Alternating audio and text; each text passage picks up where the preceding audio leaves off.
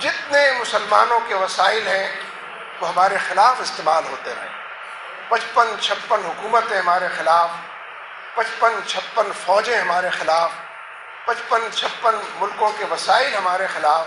امت مسلمہ کے خلاف. امریکہ کی صف بندی کے اندر سارے مسلمان حکمران نظر آتے ہیں. لیکن یہ بات بھی بار بار کہنی چاہیے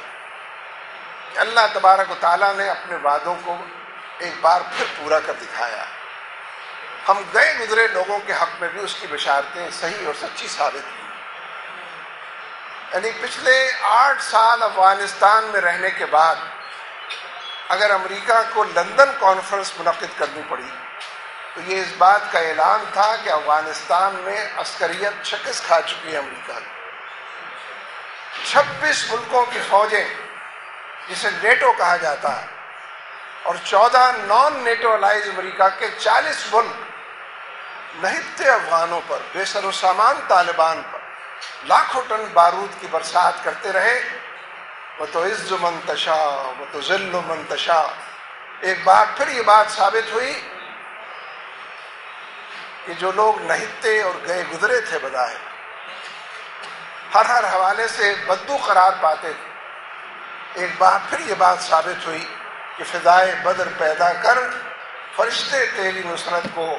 اتر سکتے ہیں گردوں سے. قطار اندر قطار اب بھی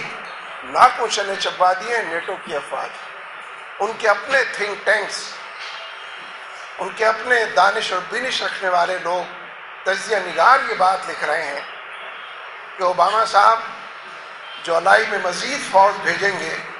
مزید لاشیں ملک کے اندر آئیں گی، مزید تابوت کا ہم استقبال کریں گے اور انشاءاللہ ایسا ہی ہونا ہے انشاءاللہ. لہذا اس اعتبار سے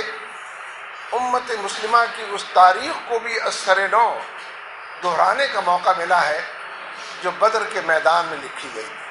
نہتے اور کمزور اور ضعیف اور ناتواں لوگ، اسلحہ اور ساز و سامان سے عاری لوگ، گنتی میں بہت تھوڑے، جن کے پیٹ پر پتھر بندھے ہوں، ان کے اندر کتنی قوت اور توانائی ہوگی، لیکن ایمان کی قوت کے نتیجے میں، اللہ سے تعلق کے نتیجے میں،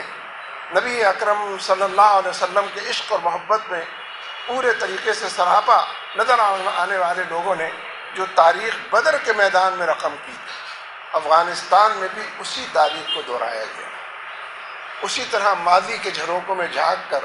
میں کوئی ادب کی بات نہیں کر رہا ہوں، ادبی پیرایا کوئی افسانوی ادب نہیں پیش کر رہا، یہ حقائق کی دنیا ہے. لیکن کیونکہ یہ دنیا میری اور آپ کی نہیں ہے، عملاً یہ دنیا چاہے وہ پوری دنیا کا میڈیا ہو، پرنٹ اور الیکٹرانک میڈیا ہو، پروپیگنڈے کی دنیا ہو، انفارمیشن کی ڈس انفارمیشن کی دنیا، یہ آپ کی دنیا نہیں ہے. لہذا ترجیح اعتبار سے آپ کو کوئی جگہ بھی نہیں ملتی. ورنہ جس ہزیمت سے اور شکست سے امریکہ اور نیٹو کی فوجیں افغانستان میں دوچار ہوئی ہیں، اگر یہ ماجرا کسی اور کے ساتھ پیش آیا ہوتا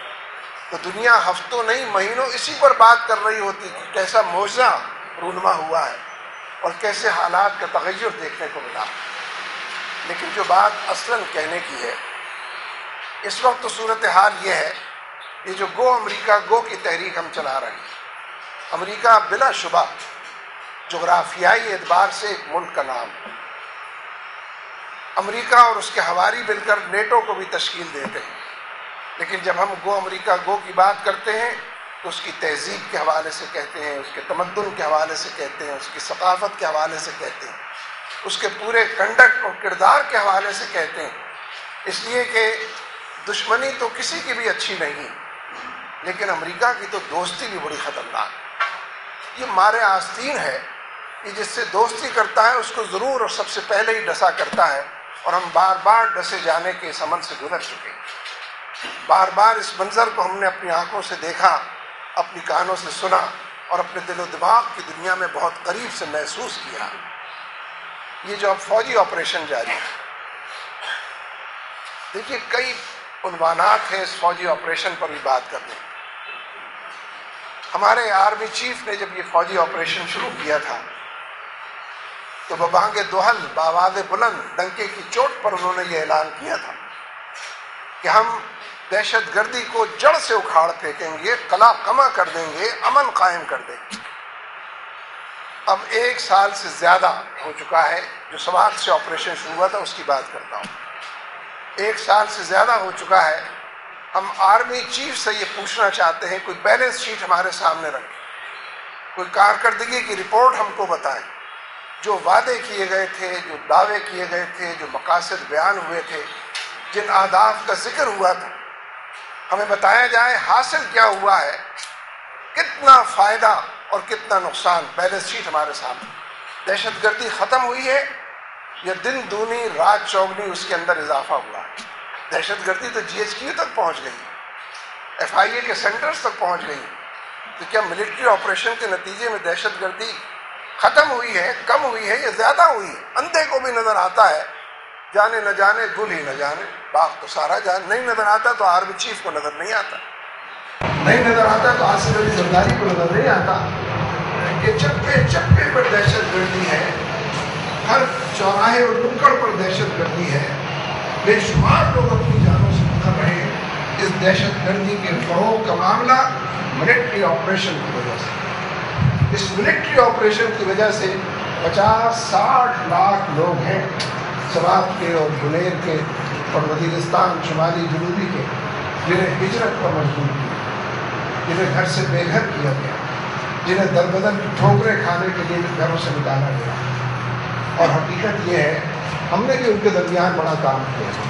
لیکن میں آپ کو سچ بات بتاتا ہوں کہ اگر 60 لاکھ لوگ کیمپوں کے اندر کہیں آ جائیں کوئی ان کی خدمت نہیں کر سکتا۔ 40 لاکھ لوگ کا مسئلہ ایسے ضرور ہے کہ جنہوں نے گھروں کے اندر پڑا ہے، سرحد کے عوام نے اپنے گھروں کے دروازے کھولے،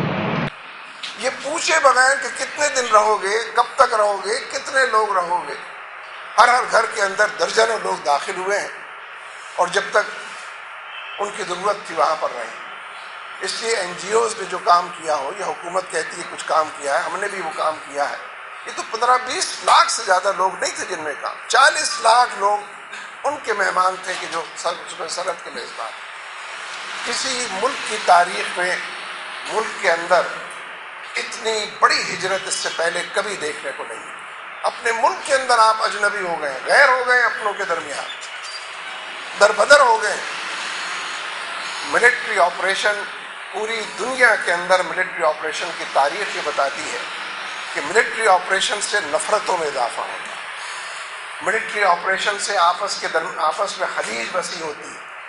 فاصلے بڑھتے ہیں اور پیدا ہوتے ہیں، انتقامی سیاست جنم لیتی ہے، بھٹیاں سلگتی ہیں، چاروں طرف کے حالات کے اندر لوگ انتقام کی طرف بڑھنے لگتے ہیں۔ جس بیٹے نے اپنے باپ کو